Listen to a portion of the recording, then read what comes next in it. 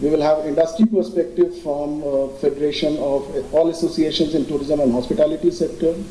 We'll have Secretary Information and Broadcasting sharing the efforts of Government of India through Film Facilitation Office, and we'll have our MOS Science and Technology addressing us. Then there will be state policies and best practices. So we are having states of J&K, Rajasthan, Gujarat, Madhya Pradesh. They will share their policies on film tourism, and particularly how single window system is helping them promote film tourism, how the incentives are being provided to the producers and production, and what other support are they providing. So this will help us also draft a national strategy and also understand how can we improve these policies. The third is panel discussion. That's the industry-led panel discussion. So we'll have delegates from Dharma Production, Producers Guild of India, Netflix, and FICCI, PSD Chamber, and other speakers. So they will deliberate on the other aspects of how can we create conditions for growth of film tourism. In the afternoon, the second side event is on ecotourism as a vehicle to achieve sustainable development goal. This also will have two sessions. The first session will talk about the national level scenario. Again, we'll have a presentation on national strategy on ecotourism. What does it provide for? How can we take it forward? How can we implement? We'll also have a presentation on ecotourism guidelines of Environment and Forest Ministry. We'll also address one of the key aspects of developing ecotourism, that is carrying capacity assessment at a national level. How do you address this? And then also looking at how do we encourage private investment in ecotourism. So these are the key speakers in this session.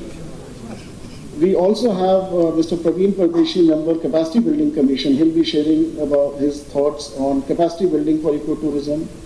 We'll also have international expert who will talk about how do we develop ecotourism, how other countries are developing ecotourism, what are the lessons for India. And we are launching a Travel for Life program as part of Life Mission, which has been launched by Honorable Prime Minister for involving citizens in climate action and environment. How can simple actions by tourists and tourism business can create a better environment, can make sustainable tourism sustainable. So we've designed a program, we'll be launching it formally on 23rd. We also have Sustainable Tourism Criteria of India, so that toolkit we will be launching for industry and other stakeholders. And finally, it will be addressed by Honorable Minister.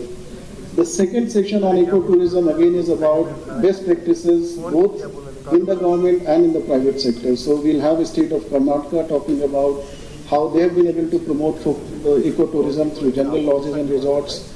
We'll have a case of Taj safaris, how have the private sector succeeded in developing ecotourism. Madhya Pradesh will be sharing their practices and what they are doing for ecotourism. Maharashtra will be sharing their policies and initiatives, and J&K will be sharing from the industry side as to what are the potential and perspectives for development of ecotourism in J&K. And on 24th, we have excursion for delegates. They will be going local for looking at some of the tourism offerings in the city. We also have two cultural events. One is the gala dinner, which will be on 22nd, and it's being curated by ICCR and State of and J&K. And the second is on, which is the last day, which is a farewell dinner. We are also planning for ODOP souvenirs, just to highlight our products from this region. We've identified these products, which are all local, and this will be given to the delegates as souvenirs. So this is broadly the 3-day outline, and I'll request. Thank you, sir. I'm sure that media has got a complete outline of the program of the next 3 days. Now I will request Secretary Tourism, Shri Arvind Singh Ji, to please address the media in terms of their...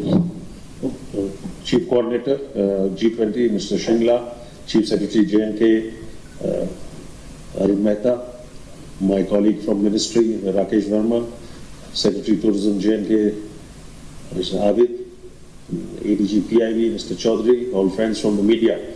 Rakesh has already given you a broad outline of how the flow of events will be. So from that you see that the key deliverables are that A, the Goa Ministerial Declaration, and the Goa roadmap that we will, debate on here, because the final meeting of the G20 tourism ministers will take place in Goa in June. And this is the penultimate working group meeting. The fourth meeting will also be in Goa, followed by the ministry. So in that context, this meeting assumes significant importance because the draft of what will be adopted by the ministers will be finalized at Srinagar. It's also important because this is the only working group meeting that is happening in Srinagar as part of the G20 effort. And we have seen excellent response from all the member countries, from the invitee countries, and from the international organizations. In terms of participation, we have one of the highest numbers that have registered and got accredited to come to attend the working group meeting, compared to the last two that we saw at Run of Kutch and Siliguri. And Chief Coordinator will tell you, because he's seeing the other working group meetings also. So very encouraging attendance, which has really encouraged us to make foolproof and adequate arrangements for the meeting. Also, what you are seeing is that taking the importance of this venue, we are organizing two side events. The themes are film tourism and ecotourism, and the deliverables there that you will see will be that a national strategy on film tourism, the draft will be unveiled. And also on the ecotourism side, you'll see the Travel for Life campaign, which will be also launched, which is in tune with the Mission Life campaign launched by Honorable Prime Minister and UN Secretary General some time back at Kevadia. We are also taking this opportunity to immerse the delegates in local sightseeing, seeing the local arts and crafts, enjoying the local cuisine, and the overall experience and the natural beauty that the state of Jammu and Kashmir has to offer. As parting gifts, we are giving them one district, one product, souvenirs to take back, which are products produced in Jammu and Kashmir. So we welcome the participation of all the delegates from the G20 member countries, the invitee countries, and international organizations to collectively advance the tourism sector globally and to achieve the UN Sustainable Development Goals of 2030. The G20 event at Srinagar presents a unique opportunity to highlight the tourism potential and cultural richness of the region. Thank you. Friends from the media, as many of you would undoubtedly know, we are now at an approximate halfway point in our presidency of the G20.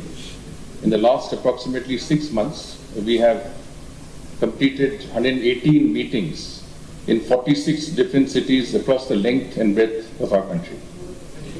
We obviously, for every meeting that is held, there is a lot of planning and preparation and organization. And I think the meeting in Srinagar is no exception to that. This has entailed planning at least a year and a half prior to this actual event. The G20 Secretariat and members of the Ministry of Tourism have been visiting Srinagar. Secretary Tourism and I myself visited tourism. This is the second time we are here in advance of the meeting. When we came here about a few months ago, we saw that there was a lot of work in progress. Srinagar is a smart city. There was a lot of effort to complete the work relating to the smart city project. We also looked at many of the areas that were relevant to the G20. And I can say with all sincerity that as we drive around the city, we see a completely transformed Srinagar. We've gone to the markets, we've gone to the riverfront, we've gone to the lake area, we've gone to many of the other places that we visited the last time. And we found that Srinagar today is vastly more beautiful. Its facilities and amenities are that much greater. There is a lot of pride when we talk to many of the citizens when we move around the city in some of the systems that have been introduced, whether it is underground optic fibers, sewerage systems, water and drainage. I think from that perspective, it is truly a smart city of the type that we would like to showcase to the rest of the world. And tomorrow, as you would receive a very large number of international delegates that would come from some of the most influential countries across the world, I think we can say with pride that this is one of our most beautiful, naturally scenic, but also one of the most beautiful urban environments that we can present to our guests from across the world. Now, one thing that is that Secretary Tourism and Additional Secretary Rakesh ji has already told you is that The tourism working group is a very specific one. It is actually one of the working groups that is most in line with our objectives to present our rich and diverse cultural identity, to also present to the world our tourism potential. And no other working group does it better than the tourism working group. In the first working group of the tourism engagement, or rather the tourism group, we was in Ran of Kutch in Gujarat, western part of India. The second one was in Darjeeling in West Bengal, in the eastern part of India. The third, of course, which is Srinagar, which is the northern part of India, will present to our tourism representatives from across the world one of the most, as I said, scenic spots in our country, and from the tourism perspective, very, very relevant. But what is more important, I think, is that we have tried to bring in specific elements of tourism, as Secretary mentioned, whether it is sustainable tourism, eco-tourism, adventure tourism, film tourism, what is relevant to J&K and what is relevant to the Union Territory and the people of this place is what is being highlighted in this tourism working group meeting. As you also know, that the vision of the Prime Minister is to ensure that the message of India's G20 presidency is taken down to the grassroots level through a Jan Bhagidari process. And so a lot of efforts have been made to sensitize people in our country about G20, and that is why we've also held it in locations across our country, north, south, east and west. And in that context, I think a lot of effort has been done in Jammu and Kashmir in terms of the events that have been held on G20.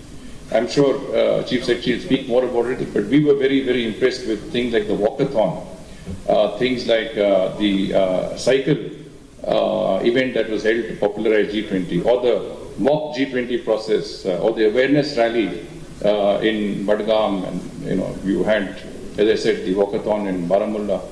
Sports is an important area where G20 is being popularized. So this, I think, is critical, and film tourism, as Secretary mentioned, is very specific to J&K. Every meeting should have outcomes, and I said that there is no better outcome in terms of any sector or any industry than tourism in terms of percolation of wealth, distribution of wealth. The very idea that we should use this meeting to draw attention to Jammu and Kashmir, introduce qualitative and specific and new areas of tourism. How can this help revive the local economy in terms of handicrafts, textiles, in many of the other very, very critical areas in Jammu and Kashmir, which has a very rich culture and handicrafts tradition, I think is very, very important. And we ourselves have seen there's a lot of effort and excitement in the city and in the state, in the Union Territory, on the potentials that can come forward. We've seen women's self-help groups, we've seen many groups mobilize, and I want to mention this as not a person who lives in Jammu and Kashmir, someone who has come and seen it from outside, but we are proud of the fact that we have such traditions in our country, and those traditions are today being revived, popularized and promoted in a manner that has never been done before. One last aspect, and of course that is besides the fact that the UN's SDGs very, very greatly emphasize on lowering inequality in terms of incomes. Tourism does that, and I think that's important. But last but not the least, I want to convey our very, very grateful thanks. You see, every G20 meeting, the role of states and union territories is critical. The central government can do a certain amount, but at the end of the day, the state's role and the state's contribution is critical to the success of any G20 meeting in our country. And the Union Territory of Jammu and Kashmir, led by the Honorable Lieutenant Governor, Honorable Chief Secretary, and an incredible and absolutely outstanding team of officers who have worked day and night to make this event a success. I'm sure both Secretary Tourism and I would like to convey our sense of both gratitude. It has been teamwork, of course. All of us have worked very closely together. But the Union Territory really has gone out of its way, taken it as a matter of pride for the Union Territory, looked at the G20 as an opportunity, and I'm sure if the G20 is the most significant international event we have held in India ever, This will be the most significant event ever in Jammu and Kashmir, and we are all looking forward to that. Thank you. Good afternoon, Mr. Hartal Politics and Mr. Arvind Singh, Secretary, and my dear colleague, Additional Secretary of Tourism Ministry, and our Secretary, Mr. Said Hamid Rashid, and all of you sitting there. Welcome to J&K. It's a huge welcome to you, and it's not only on my behalf, but people of J&K have been looking forward to this event with a lot of anticipation. In fact, I had a lot of people saying that how can we participate in G20? And I didn't know how to make them participate because we can't participate in the discussions. So we held a lot of events in universities. We held a lot of events in the sports arena. So there has been huge enthusiasm. And the mayor of the city will be hosting a lunch. And many of you will be invited there. So welcome to J&K. Just about tourism, last year, 2022, this was the highest ever number of people who visited J&K ever. And this was 1.88 crore. And so some of you who may not understand crores, it is 18.8 million. And the number of tourists who visited Kashmir last year was twice the previous highest, which was in 2017. That's the change. So, and this is just the beginning. Mark my words, this is just the beginning. Next year you will have trains coming here to Srinagar straight from Delhi. And this will be a marvel in its own way. It will be a technological wonder, if I may say so. And the national highway will be great. Some of you might actually want to drive from Srinagar to Jammu, just for the driving pleasure in 6 months' time from today. And the trains will be beautiful. Many people have experienced J&K, and may not know that J&K has a lot more to offer than you have seen. J&K has 4 colors. How many of you are aware? There is a white Kashmir in winter, there is a rainbow Kashmir in spring, there is a green Kashmir in summers, and there is an orange Kashmir in autumn. Experience each one of them. And you may have seen only few sites which Srinagar, Gulmarg, and but last year and the year before, we said it's not about few months in a year, it's about 12 months a year tourism.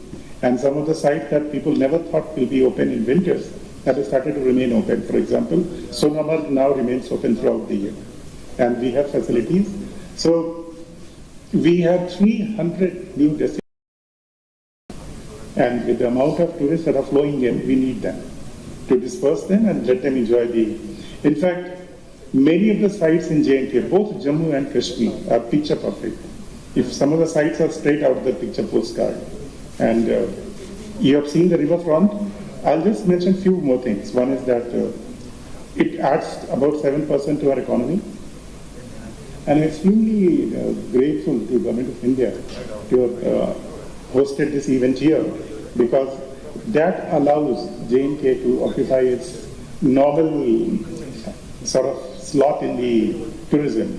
If you are thinking tourism, it has to be sort of J&K starting with, because what it has to offer in terms of natural beauty is unbeatable. Today you have seen the Dal, and I keep saying this, Dal is cleanest ever.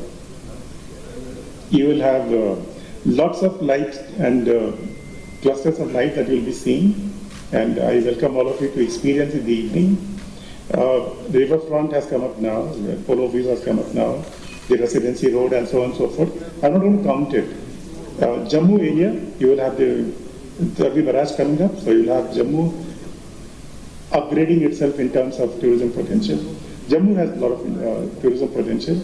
J&K as a whole has immense tourism potential, and extremely grateful to the Government of India to have given us an opportunity to sort of host this event. Just a couple of more things and I'll close. One is that we expect to cross the number of 2 crore this year, definitely. And one of the very positive signs that has happened this year, and this Mr. Shingla, you may like to take note of, that foreign tourists have come in a very large number this year. So this is catching up and going ahead. So we have already caught on with the previous numbers, and So that's a very healthy sign that we have a lot of foreign tourists arriving here. Very, very healthy sign. And we are looking forward to welcoming both Indian guests as well as foreign guests, because when it comes to hospitality, there is nothing to beat J&K. And people of J&K are so hospitable, and you should experience it. And the second thing I wanted to tell you, that this event will be there for next 3 days, for 22nd, 23rd, 24th, 25th you will be going back. In between we have made a lot of arrangements for you to be able to go out and see some places. Prerna is there, is Secretary Information. She will be able to help you with, if you wish to go to some other places apart from attending the event here, you will be facilitated.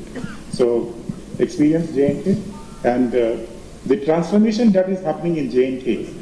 Srinagar is just a small example of that. You can see the transformation in every sector and everywhere. And we feel very proud of being part of this. And we feel extremely happy that Mr. Arvind Singh and Mr. Sringla have allowed this event to be hosted here. Look forward to you enjoying your time here, and look forward to all of you coming again. You will be busy this time, so you will not be able to experience as much as you would like to. But after 25th as well, some of you who are coming from outside should come back again and experience J&K. And but I hope you have a very wonderful time over the next 3 days. Thank you very much.